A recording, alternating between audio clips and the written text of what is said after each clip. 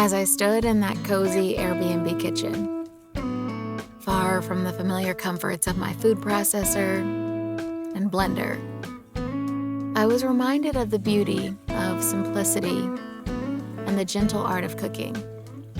You see, juicing has always been a way of life for me. My mom always encouraged me to get as many nutrients into my diet as possible. Right around the time computers came into existence, my mom had been purchasing health books with remedies. She had this one particular book that was about 500 pages, filled with remedies for all kinds of ailments. I remember I had gotten into trouble, and as punishment, my mom told me that I had to type 5 chapters out on the computer word for word. I had to copy the text exactly as it was in the book. I love my mom so much.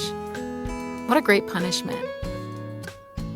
She was planting seeds of healing, and she didn't even know it. Little did she know, I would become fascinated with the healing properties of food. I have always carried those lessons with me and done my best to get everything I need with regard to food. Because it's true.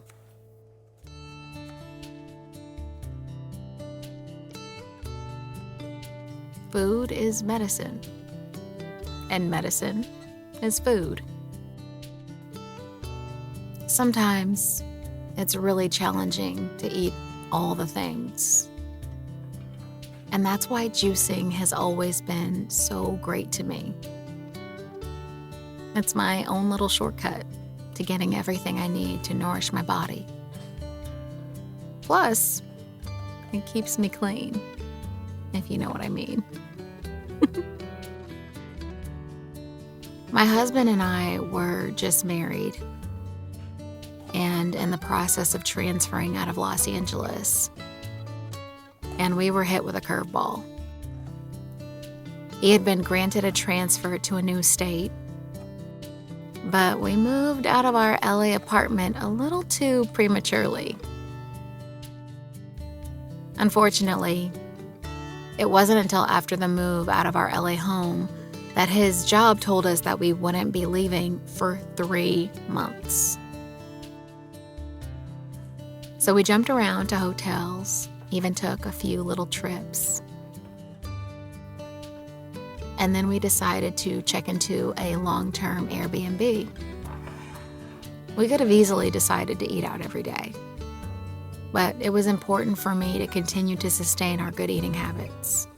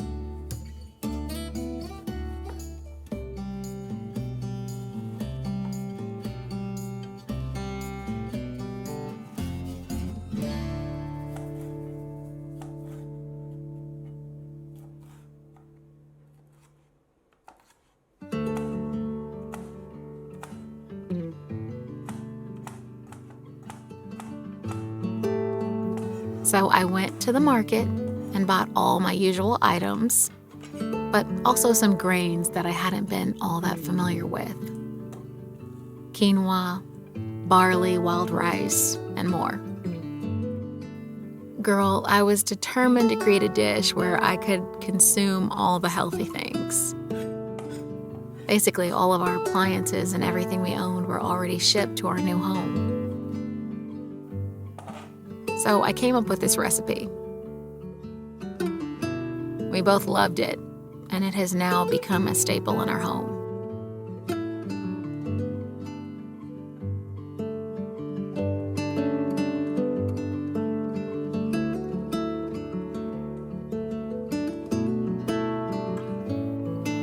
In a world filled with hustle and bustle, it's essential to take a moment to slow down,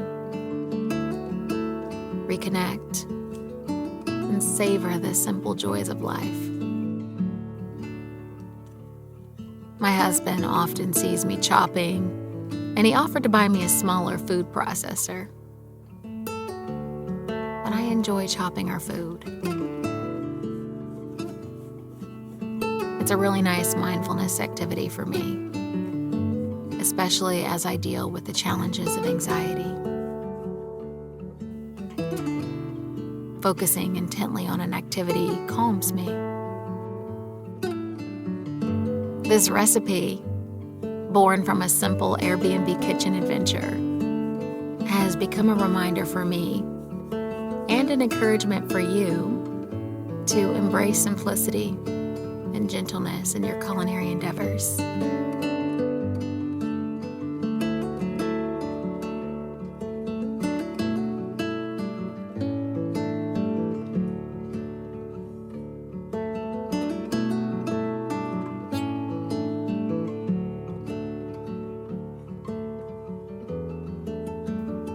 I recently had a conversation with a friend of mine. And as we talked about fear, she told me that she had heard this sermon from a pastor that really moved her. She said that this pastor was a huge fan of basketball, and that there was this big game that was airing on a specific day. Due to his work schedule, he was not able to catch it, so he recorded it and avoided all forms of media for a few days until he could watch the recording. He didn't want to know who won the game, but one of his friends accidentally blurted it out to him. My friend was telling me that although he knew who had won, he decided to still go back and watch the game. And by the third quarter, he was confused about the outcome because the team he was rooting for was losing by over 20 points. He kept thinking, did my friend lie to me? But at the end of the day, he knew his friend was not lying. That their team had assuredly won the game. By the fourth quarter, something magical happened, and that team girded up all their strength and won the game.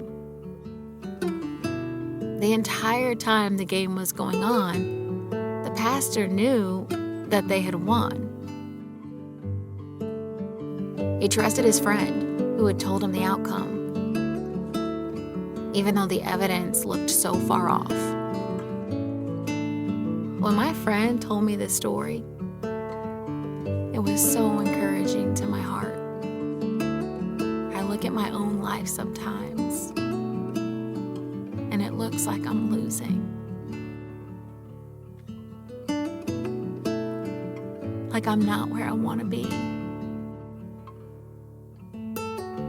I often feel like I'm always working to better myself, and that the version I am striving to become is so far off.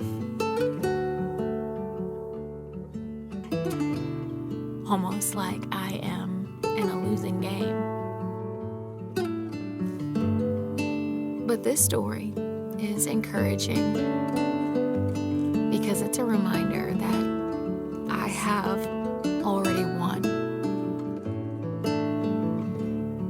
As a believer, I have found that every day I have to live my life from the standpoint of knowing that I have already won.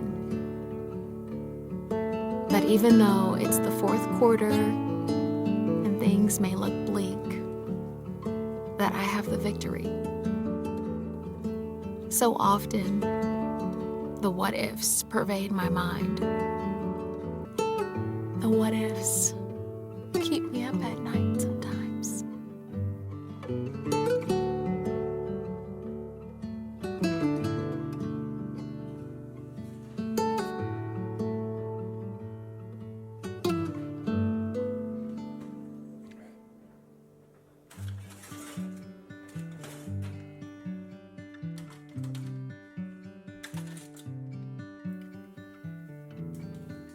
But what if God's promises are true? That He has gone before me and the victory is already mine.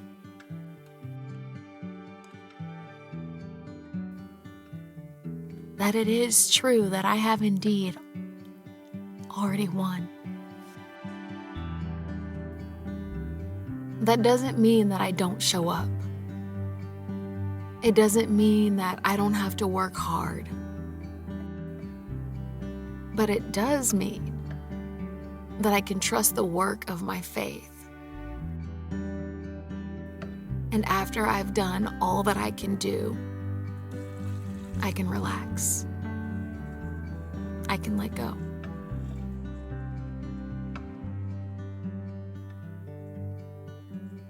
I just want to encourage you that it is all working out for you. I'm really encouraging myself. But I want to tell you guys, life has so much to offer. Don't let the current statistics weigh you down.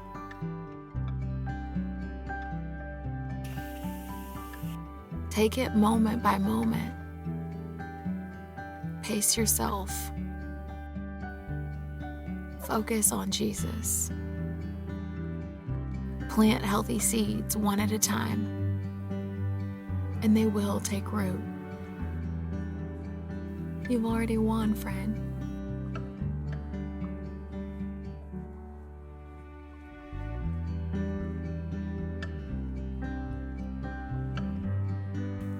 These things I have spoken to you, that in me you may have peace. In the world, you will have tribulation, but be of good cheer. I have overcome the world. John 16:33.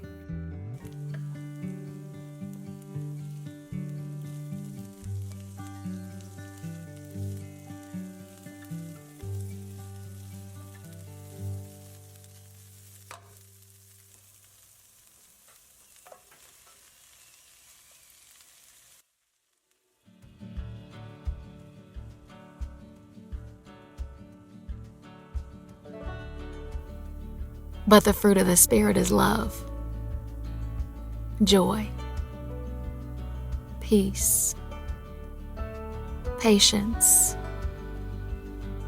kindness, goodness, faith, gentleness, self-control.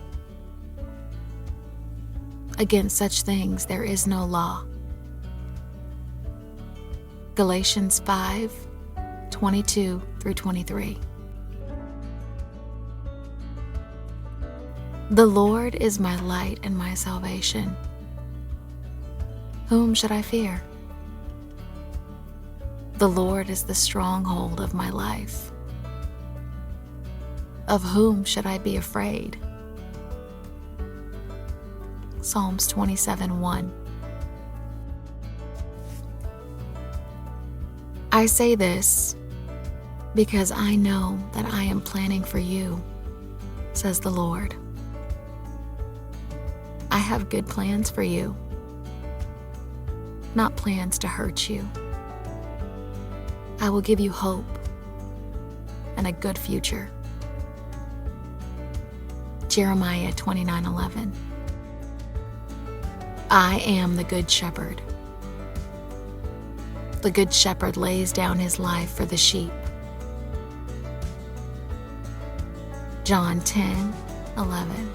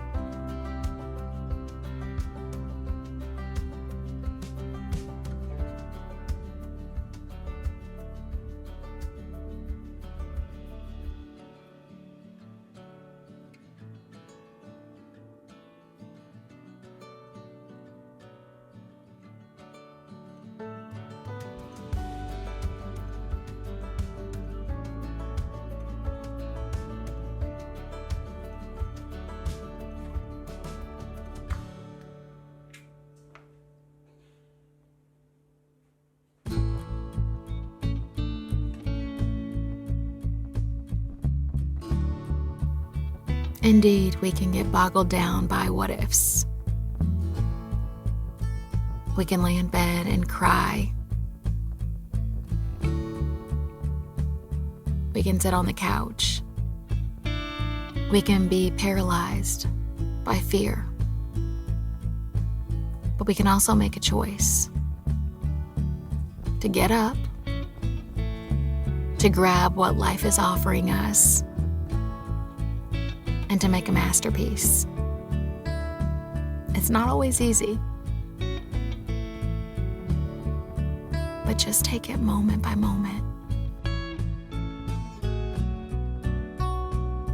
All I can do in this moment with the what ifs is trust God, to trust that my Bible is true.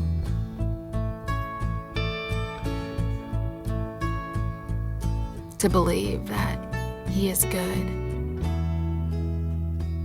What if it all works out?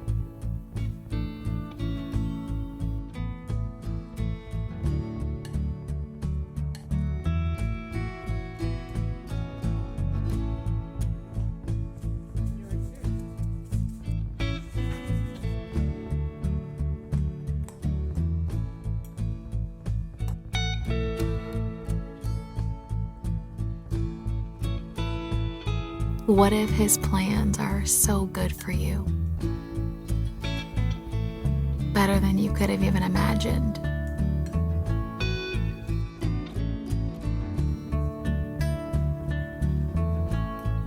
I let go. I surrender.